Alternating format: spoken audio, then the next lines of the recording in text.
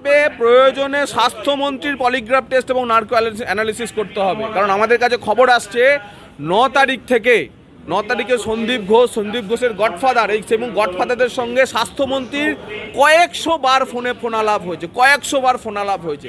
কি ইনস্ট্রাকশন তিনি দিয়েছিলেন, যে কারণে যে নির্দেশ পেয়ে আরজি করে এই মৃতদেহকে এই খুন ধর্ষণের ঘটনাকে আত্মহত্যা বলে চালানোর চেষ্টা হয়েছিল, সেজন্য মুখ্যমন্ত্রীর পলিগ্রাফ টেস্ট এবং নার্কো অ্যানালিসিস করা উচিত।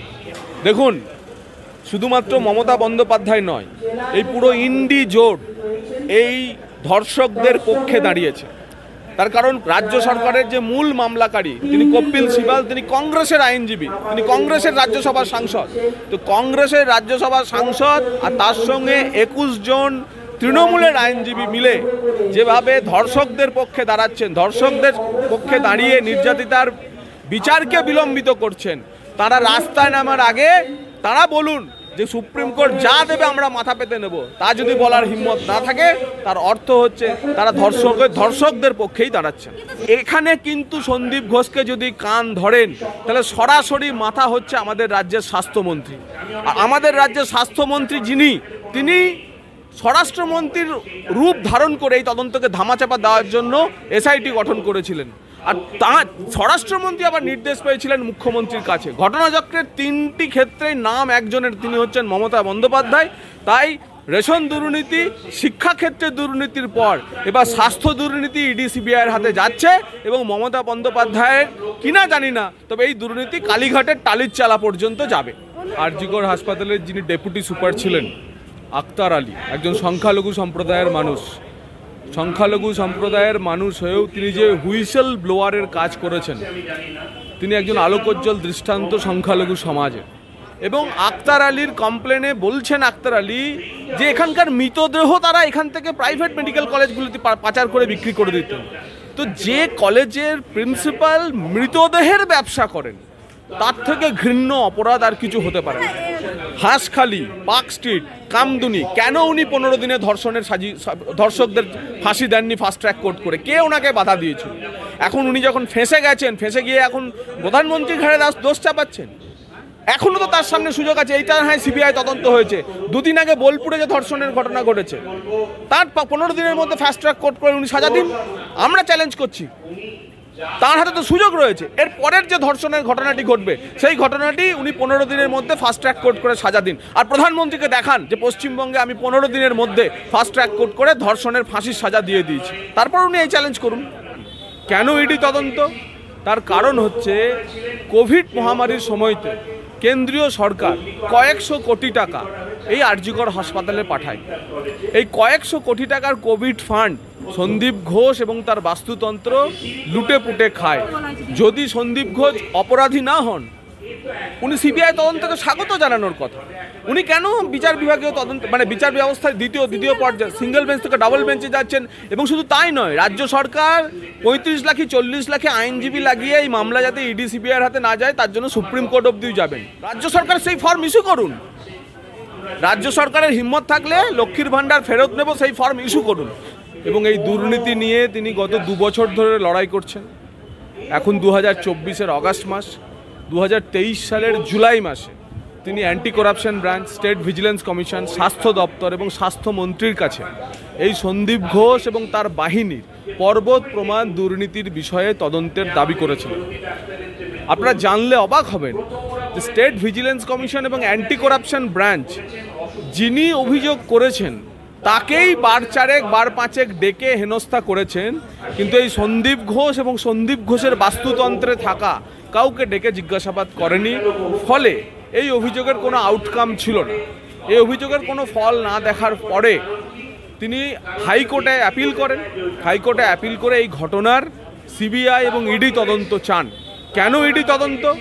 তার কারণ হচ্ছে কোভিড মহামারীর সময়তে কেন্দ্রীয় সরকার কয়েকশো কোটি টাকা এই আরজিকর হাসপাতালে পাঠায়। এই কয়েকশো কোটি টাকার কোভিড ফান্ড সন্দীপ ঘোষ এবং তার বাস্তুতন্ত্র লুটে পুটে খায়। কেন্দ্রীয় সরকার প্রতি বছর একটি মেডিকেল কলেজ হসপিটালকে গড়ে 200 থেকে 300 কোটি টাকা পাঠায়। এই সন্দীপ ঘোষ এবং তার বাহিনী সেই টাকাও মেরে খায়। এবং আক্তার আলীর কমপ্লেনে বলছেন আক্তার আলী যে এখানকার মৃতদেহ তারা এখান থেকে প্রাইভেট মেডিকেল কলেজগুলিতে পাচার করে বিক্রি করে দিতেন। তো যে কলেজের প্রিন্সিপাল মৃতদেহের ব্যবসা করেন তার থেকে ঘৃণ্য অপরাধ আর কিছু হতে পারে না। ঠিক যেভাবে অভয়ার তদন্তকে ধামাচাপা দেওয়ার জন্য বিনীত গোয়েল এবং তার বাহিনী চেষ্টা করে গেছে, যা সুপ্রিম কোর্টের প্রধান বিচারপতির কাছে ধরা পড়েছে। ইউডি কেস লজ হওয়ার আগে, ইউডি কেস শুরু হওয়ার আগেই পোস্টমর্টম করে দেওয়া হয়েছে কোনো আমাদের নির্যাতিতা। স্বাভাবিক মৃত্যু হলে কি তার পোস্টমর্টম হয়? সুপ্রিম কোর্ট কাল প্রশ্ন তুলেছেন। ঠিক একইভাবে এসআইটি গঠন করেও একইভাবে এই আর্থিক দুর্নীতির তদন্ত মমতা বন্দ্যোপাধ্যায় ধামাচাপা দিতে চেয়েছিলেন। আজকে বিচারপতি, কলকাতার হাইকোর্টের মহামান্য বিচারপতি রাজর্ষি ভরদ্বাজ সঠিকভাবেই বলেছেন যে এসআইটির কাছে প্রণব কুমারের নেতৃত্বে গঠিত যে এসআইটি আসলে রাজ্যকরের ফিনান্সিয়াল স্ক্যাম ধামাচাপা, আর্থিক দুর্নীতি ধামাচাপা দিতে চাইছিল, তা তাদের হাতে যেন না যায়, সম্পূর্ণ নথি যেন সিবিআইয়ের হাতে পৌঁছায়। সিবিআইয়ের হাতে পৌঁছালেই প্রেডিকেটেড অফেন্সে পিএমএলএ অ্যাট্রাক্টেড হবে, মানি ট্রেলিং এবং পিএমএলএ অ্যাট্রাক্টেড হবে, আর্থিক তছরূপ অ্যাট্রাক্টেড হবে, এক খাতের টাকা অন্য খাতে, এবং বেআইনি অর্থ ট্রানজ্যাকশন যে হয়েছে তার যে মামলা হবে তা সিবিআই নিলেই তার ইডি তার মামলা রুজু করবে। সেই কারণে প্রায় 1000 পাতার নথি, যে নথি আক্তার আলী তার পিটিশনে হাইকোর্টে লাগিয়েছেন, তা সিবিআইয়ের কাছে যাবে। এবং এখানে কিন্তু সন্দীপ ঘোষকে যদি কান ধরেন তাহলে সরাসরি মাথা হচ্ছে আমাদের রাজ্যের স্বাস্থ্যমন্ত্রী।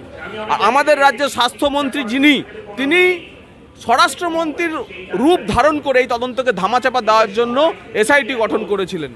আর স্বরাষ্ট্রমন্ত্রী আবার নির্দেশ পেয়েছিলেন মুখ্যমন্ত্রীর কাছে। ঘটনাচক্রের 3টি ক্ষেত্রেই নাম একজনের, তিনি হচ্ছেন মমতা বন্দ্যোপাধ্যায়। তাই রেশন দুর্নীতি, শিক্ষাক্ষেত্রে দুর্নীতির পর এবার স্বাস্থ্য দুর্নীতি ইডি সিবিআইয়ের হাতে যাচ্ছে, এবং মমতা বন্দ্যোপাধ্যায়ের কিনা জানি না, তবে এই দুর্নীতি কালীঘাটের টালির চালা পর্যন্ত যাবে। যদি সন্দীপ ঘোষ অপরাধী না হন, উনি সিবিআই তদন্তকে স্বাগত জানানোর কথা। উনি কেন বিচার বিভাগীয় তদন্ত, মানে বিচার ব্যবস্থায় দ্বিতীয় পর্যায়ে সিঙ্গেল বেঞ্চ থেকে ডাবল বেঞ্চে যাচ্ছেন? এবং শুধু তাই নয়, রাজ্য সরকার 35 লাখে 40 লাখে আইনজীবী লাগিয়ে এই মামলা যাতে ইডি সিবিআইয়ের হাতে না যায় তার জন্য সুপ্রিম কোর্ট অবধিও যাবেন। কিন্তু যে পরিস্থিতি আছে, সমাজের থেকে যে আন্দোলনের ঢেউ উঠেছে, সমাজের যে চাপ, প্রতিটি মানুষের যে চাপ, তাতে এই ঘটনার ইডি সিবিআই তদন্ত হবে। এবং রাজ্যকর কাণ্ড দিয়ে পশ্চিমবঙ্গের চিকিৎসা শিক্ষা ব্যবস্থা, চিকিৎসা প্রশাসনে, স্বাস্থ্য প্রশাসনে যে পর্বত প্রমাণ দুর্নীতি, তা বাইরে আসবে। রাজ্য সরকার যদি সাহস থাকে, রাজ্য সরকার সেই ফর্ম ইস্যু করুক। রাজ্য সরকারের যদি সাহস থাকে, রাজ্য সরকার আমরা লক্ষ্মীর ভাণ্ডার ফেরত দিতে চাই বলে সেই ফর্ম ইস্যু করুক। আমরা বিজেপির পক্ষ থেকে পাল্টা চ্যালেঞ্জ জানাচ্ছি। লক্ষ্মীর ভাণ্ডার সরকারি প্রকল্প, আপনার আমার করের টাকায় চলা প্রকল্প। আমরা চাই, আমরা বলেছি এই ধরনের প্রকল্প চালাবো।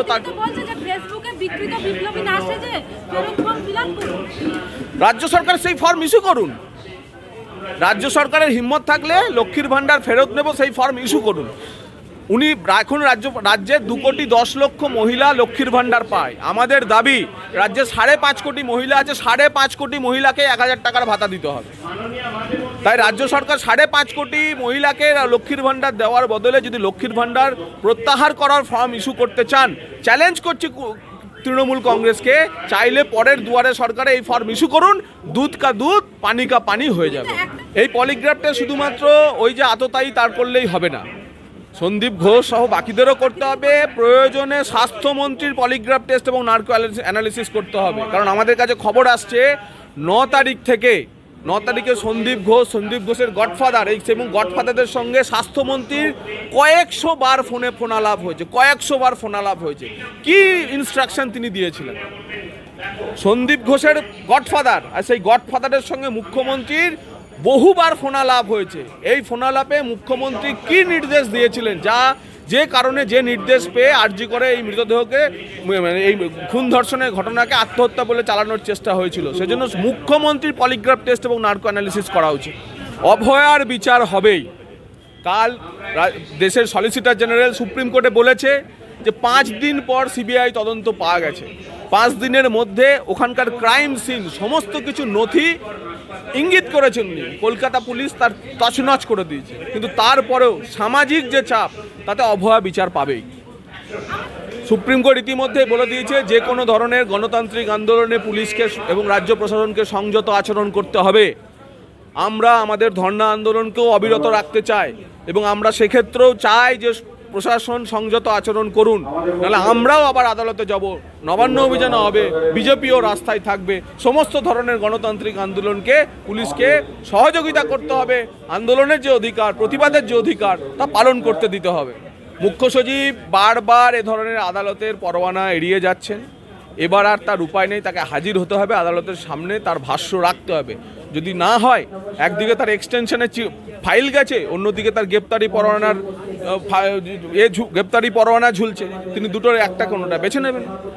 কলকাতা পুলিশ এবং কলকাতা পুলিশের বিভিন্ন কর্তাদের ভূমিকা নিয়ে সুপ্রিম কোর্ট যে প্রশ্ন তুলেছে, পরের শুনানিতে তাদের সশরীরে হাজির থাকতে হবে। আমি আগেই বললাম যে বিচারপতি জেবি পার্ডিওয়ালা বলেছেন যে তার 30 বছরের আইনি অভিজ্ঞতায় তুমি এ জিনিস কখনো দেখেননি যে কোনো একটি দেহের ময়না তদন্ত হচ্ছে অথচ তার আগে তার অস্বাভাবিক মৃত্যুর মামলা রুজু হয়নি। ময়না তদন্তেরও পর, মৃতদেহ সৎকারের পর, ফ্যামিলিকে বাড়িয়ে পাঠিয়ে দেওয়ার পর থানার অফিসার রাত্রি 11:30টার সময় থানায় ফিরে এসে অস্বাভাবিক মৃত্যুর মামলা রুজু করছে, যার সাথে প্রমাণ হচ্ছে এ মামলায় ধোঁয়াশা রয়েছে, এ মামলায় ধামাচাপা দেওয়ার একটা প্রক্রিয়া রয়েছে এবং তার জবাব সেই কারণে আজ মুখ্যমন্ত্রী সহ কলকাতা পুলিশ কাঠগড়ায় দাঁড়িয়েছেন। পুলিশ মন্ত্রীর জন্যই তো আমাদের একটাই কথা যে দাবি তুলেছে জনতা, পদ ছাড়ুন মমতা। স্বাস্থ্যমন্ত্রীর জন্য আমাদের একটাই কথা, বলছে এবার জনতা, পদ ছাড়ুন মমতা। মুখ্যমন্ত্রীর জন্য আমাদের একটাই কথা, দফা 1 দাবি 1, মুখ্যমন্ত্রীর পদত্যাগ।